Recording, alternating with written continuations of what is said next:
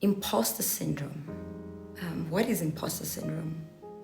Well, my definition of imposter syndrome is feelings of inadequacy, feeling like you don't belong, and that everything that you've achieved does not belong to you, and that people will eventually find you out, feeling like you're a fraud and you don't deserve whatever it is that you've accomplished. The key isn't to never feel imposter syndrome, but it's to recognize it for what it is and not allow it to get in between you and your dreams.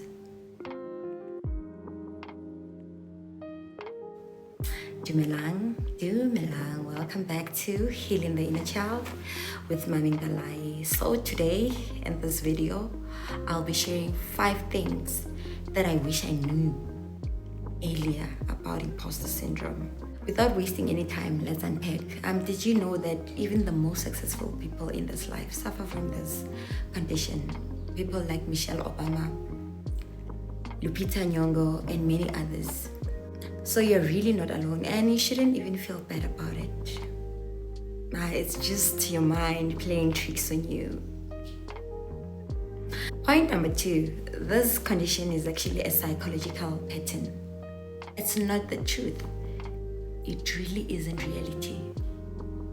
You know, one of my favorite doctors who speaks a lot about raising children with healthy minds, Dr. Amen?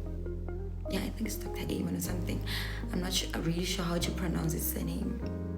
But he always emphasized the fact that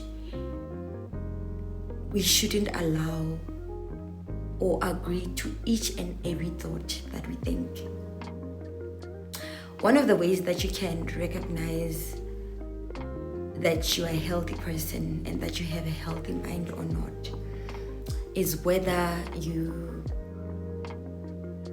listen and believe each and every thought that comes to mind. Our minds are very funny. They have this weird thing of sometimes they even create their own thing, and it's very important for us to recognize those thoughts and also to recognize that some of them are not true. In most cases, those negative ones that we think about ourselves are not true.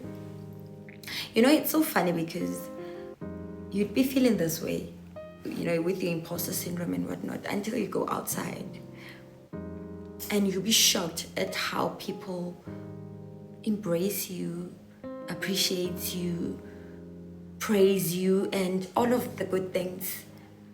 And that's when you realize that the mind is very dangerous, guys. You know, the mind is very powerful, and we shouldn't believe everything that comes to it or everything that it thinks. Point number 3, perfectionism actually makes it worse. You know, if you're a perfectionist, imposter syndrome, because the moment you slip, the moment you fail, you know, the moment you get something wrong, it will validate those thoughts. Okay, I've always known that I was this and that. I didn't deserve 1, 2, 3. And finally, people found me out. And now you start to wonder, what am I gonna do? That is where anxiety and depression creeps in. I remember with myself, like when I started working, it was a disaster. I felt like an imposter, like I didn't deserve to be there. Mainly because after graduating, I didn't really struggle, you know, finding a job. And the sad thing is that the people whom I considered smarter than I were sitting at home, not working. They couldn't find jobs. Life was just a mess. And I was sitting there, you know, earning a salary, living the best life, doing my dream job, while they were sitting at home. To me, I felt as though they deserve to be there more than mommy, more than myself. I had like an imposter syndrome. It was bad to a point that I even felt like, self-sabotaging. Like, what's the point of even going to work? I don't deserve to be here anyway. People will know, people will find out. We'll know what, mommy. There was evidence. In as much as there was evidence, that built mommy up to the point where I was, all that didn't matter. Hey, my mind was playing tricks with me. It was bad, guys. So that's one of those things that the imposter syndrome does to a person. Instead of you focusing on the positive things, it's all about the what ifs. What if I'm not supposed to be here? No, this is wrong. This and that. And guys, we shouldn't believe each and every thought that comes to our minds. Not every thought is a positive thought. And not every thought is supposed to be followed or listened to. Point number 4, talking about it actually helps. I've realized that talking about imposter syndromes, the difficulties that comes with it, the challenges, the fact that you do experience it every now and then, really does help.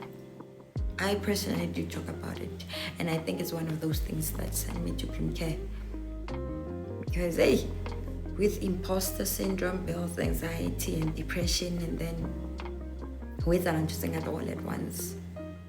If you're looking for ways to deal with this condition, I think talking about it really does help, and I think you should consider it. And please don't isolate yourself, because imposter syndrome really thrives in silence. It requires for one to isolate themselves so that you can control. Please make sure that you're surrounded by people, especially people who believe in you, people who are genuine, and people who are good for you. Point number 5 is that you can still be successful even when you're struggling with imposter syndrome. I wish I had learned this earlier. Just because you're successful, it doesn't mean you are an imposter. It's okay to be successful and still experience imposter syndrome. The funny thing is that the most successful people in life are actually the ones who struggle with this. And another thing is that there's always evidence. I guess where that thing, it tricks us. You just, sometimes you'd find yourself ignoring everything, all your accomplishment, everything that you've achieved, and just focus on this thing. And that is very dangerous. If you have to always go back to check your certificates, your qualifications, and everything that you have accomplished in life, I think you should do that. Do not feel bad about it. Don't hide yourself in isolation. We are all together in this. We are all struggling with this condition, and we need to be open about it.